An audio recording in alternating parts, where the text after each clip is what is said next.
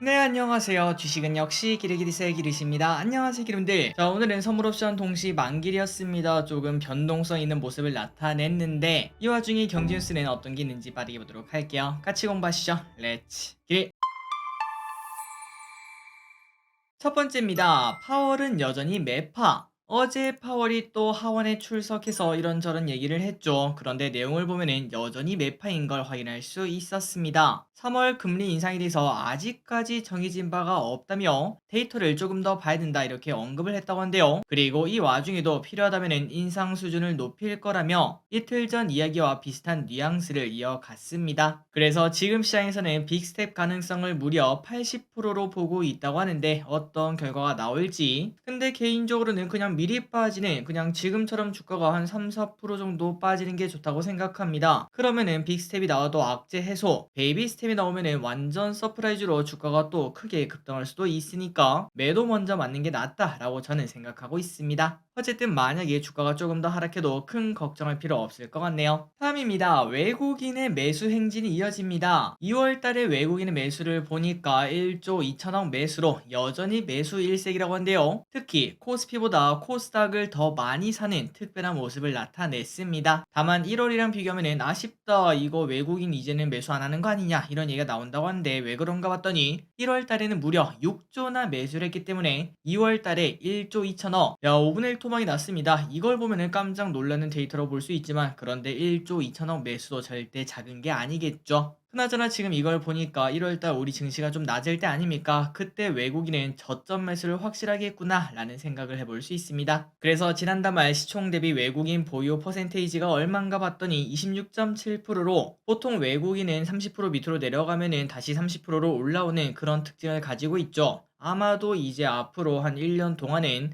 지속적인 매수가 나오며 30%를 향해 꾸준히 매수할 것을 예상을 해볼 수 있습니다. 그렇다면 그 기간 동안 당연히 코스피 코스닥 흐름은 좋겠죠. 다음입니다. 워렌 버핏 또 사요. 버핏이 또 옥시덴탈을 매수했습니다. 고유가 시대에 지속적인 매팅을 하고 있는 걸 확인할 수 있고, 그렇다면 지금 옥시덴탈을 얼마나 가지고 갔나? 벌써 16조나 매수를 했습니다. 그리고 참고로 이번에 매수한 거는 평당가가 60달러 내외라고 하니까 딱 여기라고 볼 수 있겠죠. 그리고 버핏은 옥시덴탈의 지분을 50%까지 매입할 수 있는 규제 승인을 받아서 아마도 인수하지 않겠나 이런 예상도 나오고 있다고 하는데, 그나저나 옥시덴탈을 이렇게 매수한 이유는 당연히 주가 상승을 예상을 한다라고 볼 수 있겠죠. 실적이 괜찮을 거라고 예상하는 거와 마찬가지이기 때문에 우리도 옥시덴탈을 한번 공부할 필요가 있고, 만약에 우리나라에 투자하고 싶다면 SOL 같은 기업도 충분히 공부할 필요가 있을 것 같습니다.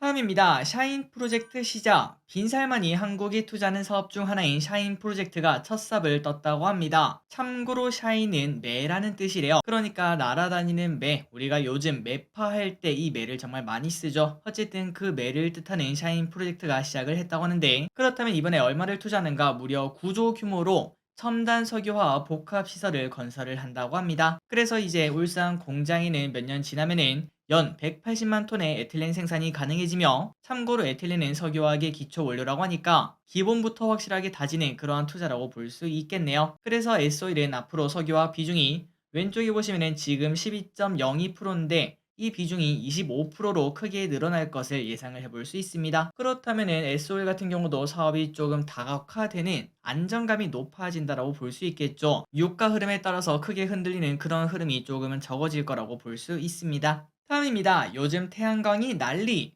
요즘 미국에서 신고가를 내며 달려가는 친구가 있는데 이름하여 퍼스트 솔라, 아마도 들어보신 적 있으실 것 같아요. 그렇다면 이 친구 주가가 오른 이유가 뭘까요? 앞으로 점유율이 더 확대될 것으로 보이며 실적 모멘텀이 강화될 것이라고 합니다. 말 그대로 그냥 실적이 좋다는 거겠죠. 그리고 우리가 쉽게 생각해도 전 세계가 친환경에는 향후 몇 년간 진심이라고 볼 수 있기 때문에 태양광에 관련된, 풍력에 관련된 이런 기업을 충분히 공부할 필요가 있을 것 같습니다. 그리고 IRA 법안의 최대 수혜주라고도 볼 수 있겠죠. 그렇다면 우리가 이걸 보고 우리는 왜 포스솔라 이런 기업이 없나 라고 아쉬워하는 게 아니라 우리나라 태양광은 어떨지 공부를 해보시고, 대표적으로 하나솔루션, 현대엔솔, OCI 이런 기업들이 있겠죠. 이런 기업들은 어떤 특징을 가지고 있는지 꼭 확인을 해보시면 좋을 것 같습니다. 아마도 확인해보시면 대부분의 기업들은 야, 이 정도면 충분히 매력적인 기업 아닌가 라는 평가를 내릴 것 같습니다. 그리고 참고로 어제 우리가 공부했죠. 한국판 IRA, 여기에도 그린 쪽이 들어있으니까 그 기대감도 앞으로 나타날 수 있겠네요. 다음입니다. 큰 악재가 올 수 있다는 소식. 증시가 슬금슬금 올라가다가 현재 멈추고 있는 상황, 그리고 연준이 금리도 더 올린다 이렇게 말하고 있는 상황, 게다가 갑자기 또 이런 악재도 슬금슬금 고개를 들고 있는데요. 미국의 부채 한도에 대한 리스크가 작년에 이어서 또 나타나는 걸 확인할 수 있습니다. 정말 쉽게 말씀드리면은 그냥 미국의 부채 한도 증액이 실패하게 되면은 디폴트에 빠질 수 있다고 하며, 그렇다면은 수백만 개의 일자리가 사라지고 심각한 위기에 처할 수 있다고 합니다. 그리고 이는 2008년이랑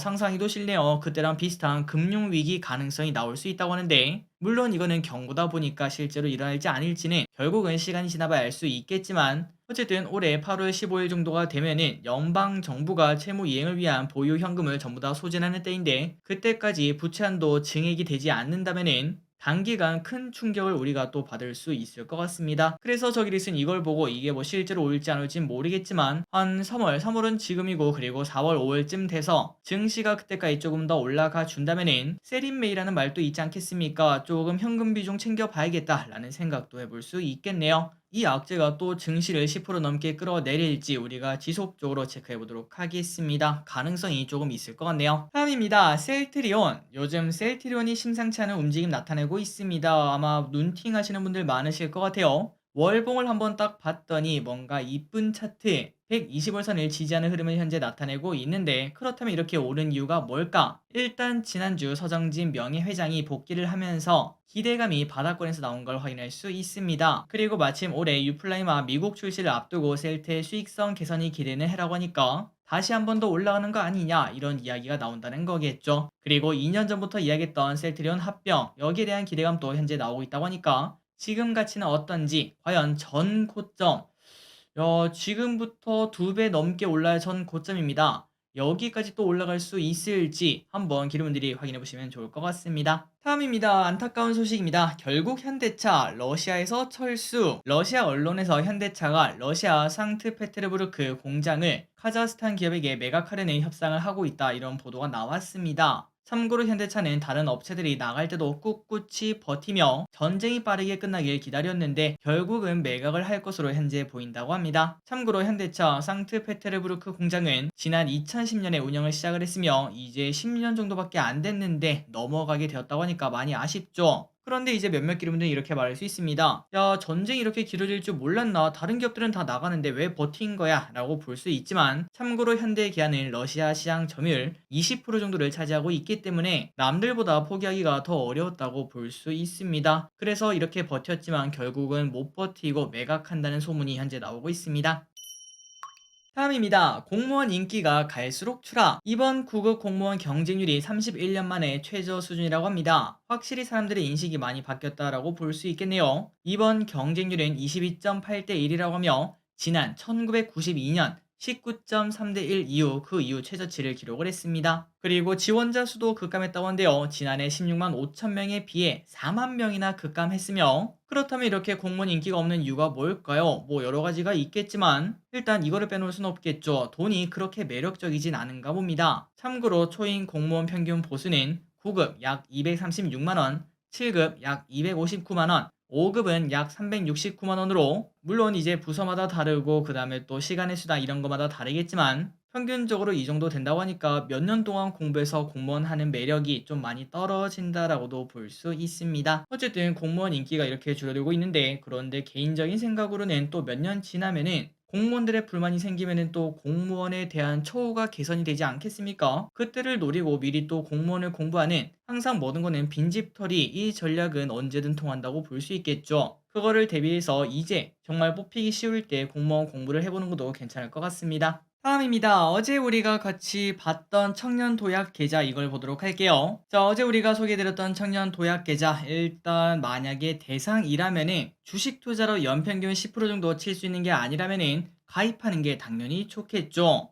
물론 주식 투자로는 우리가 당연히 더 큰 수익을 낼 수 있겠지만, 그런데 이거는 원금 보장이라는, 사실 지금 증시가 완전 엄청나게 좋은 그런 시기는 아니지 않겠습니까? 앞으로 경기 침체가 올지 안 올지 이런 것도 모르는데 그냥 조금씩 돈을 모으는 용도로 충분히 사용할 수 있다고 생각하고 있습니다. 그리고 이 청년 도약 계좌랑 그리고 지금 시중은행 그냥 이렇게 넣는 적금이랑 비교를 해봤더니 월 70만 원씩 넣는다는 기준으로 400만 원 정도가, 그러니까 5년 동안 400만 원 정도가 이득이라고 합니다. 은행 금리를 4.5% 계산했는데도 400이나 더 준다고 하니까 당연히 멍꿀이라고 볼 수 있겠죠. 특히 소득이 낮으면 낮을수록 정부 기여금이 조금 더 늘어나는 구조이기 때문에 소득이 낮은 사람은 이왕이면은 목돈 모는 용도로 꼭 해보시는 것도 괜찮을 것 같습니다. 다음입니다. SM 대차장고 6,560억. 최근 급등했던 SM, 그래서 보시다시피 많이 과열되었죠. 그런데 과열된 양상만큼 대차장고도 역대 최대치를 기록하고 있습니다. 금융투자협회에 따르면 대차장고는 6,560억이나 되었다고 하며, 참고로 금융투자협회에서 장고가 집계되기 시작한 게 2010년부터인데 한 13년, 14년 되었습니다. 그런데 역대 최대치인 걸 확인할 수 있습니다. 참고로 2월 초만 하더라도 1,600억이었는데 한 달 동안 4배나 급등한 걸 확인할 수 있죠. 그나저나 대차장고가 많으면 뭐가 문제입니까? 바로 여기서 공매도로 넘어갈 수 있는 준비 중이다, 이렇게 볼 수 있기 때문에 앞으로 SM의 주가 하방 압력이 좀 받는 거 아니냐, 이런 얘기가 현재 나오는 것 같습니다. 과연 앞으로 어떻게 될지, 일단 공개 매수 전까지는 잘 버틸 텐데 그 다음에는 어떻게 될지 계속 보도록 하겠습니다. 다음입니다. 건설은 어때요? 10대 건설사에서 이달 7천여 가구를 분양할 예정이라고 합니다. 대형 건설사는 입지 선정이 좋고 그리고 차별화된 설계로 선호도가 높은 편인데요. 그리고 우리가 아파트 가격을 보면은 대형 건설사 아파트는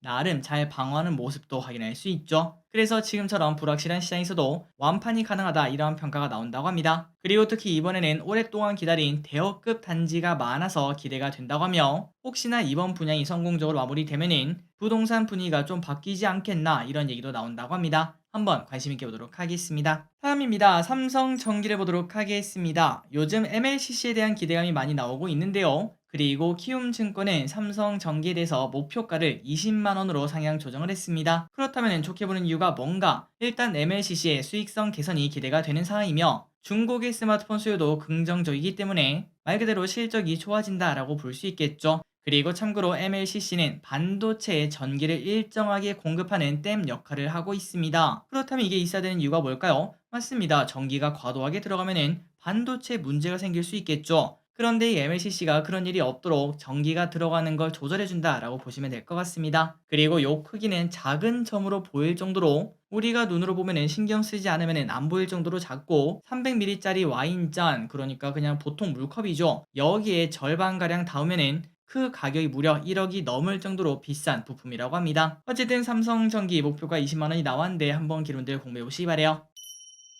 다음입니다. 대중교통 마스크가 해제할 것으로 보인다고 합니다. 요즘 들어 대중교통 타기 전에 벗고 있다가 타고 나서 쓰고 나오면 또 벗고, 이런 사람들이 많아지고 있습니다. 그러다 보니까 마스크 착용의 의미가 있냐, 이런 얘기도 나오고 있는데요. 그런데 이제는 대중교통 착용 의무부터 해제할 계획이라고 합니다. 요즘 들어 특히 또 날씨가 많이 따뜻해졌습니다. 그러다 보니까 미리 선제적으로 푸는 것도 좋다고 생각하고, 단 코로나 조심 생활을 해야겠죠. 다른 사람을 위해서가 아니라 걸리면 너무나 아프기 때문에 꼭꼭꼭 미리 예방을 하시기 바랍니다. 다음입니다. 요 소식은 중요하겠죠. 두산 로보틱스, 2조 원 이상으로 평가받는 두산 로보틱스가 주관사 선정을 완료하고 본격적인 상장에 돌입을 한다고 합니다. 지난번에 진짜 로봇 관련주가 온다, 이렇게 공부를 해봤었죠. 그게 바로 두산 로보틱스인데 이번에 상장을 한다고 하며, 미래셋증권과 한국투자증권, 그리고 NH투자증권, KB증권, 크레디트스위스, 이렇게 5가지 증권사가 참여를 한다고 합니다. 그리고 지금 레인보우 로보틱스의 주가를 보면은 두산 로보틱스의 기대감은 더 높아질 수밖에 없겠죠. 그 전까지 두산이 주가가 더 올라갈 수 있을지 한번 파악을 해보시기 바랍니다. 다음입니다. 현대차 로봇 부품회사 인수. 요즘 국내 대기업들이 지속적으로 로봇에 대해서 투자를 하고 기술을 확보하고 있는 걸 확인할 수 있는데요. 전일 IBS 떠도는 이야기에 따르면 현대차에서 코스닥 상장 로봇 부품 기업에 지분 투자를 검토하고 있다, 이런 이야기가 돌았다고 합니다. 그러다 보니까 로봇에 이것 빼놓을 수 없겠죠. 감속기, 이 기업이 큰 관심을 받았는데요. 특히 SBB테크와 SPG, 이러한 기업들이 아침부터 큰 폭으로 올랐고, 또한 현대위아와 협력한 적이 있는 푸른기술 등이 관심을 받았다고 합니다. 결국 로봇주에 대한 관심이 지속적으로 나오고 있는데 과연 어디까지 올라갈 수 있을지 계속적으로 공부해보도록 하겠습니다. 마지막입니다. 컴투스, 서머너즈와 크로니클. 작년 8월에 한국, 그리고 11월에는 북미 지역에 출시되었던 서머너즈가 이번에는 유럽, 남미, 아시아 지역 등에서 전 세계적으로 출시를 했다고 합니다. 있습니다. 직접 플레이해보지 않아서 얼마나 좋은 게임인진 모르겠지만 꼭꼭꼭 잘 되었으면 좋겠네요.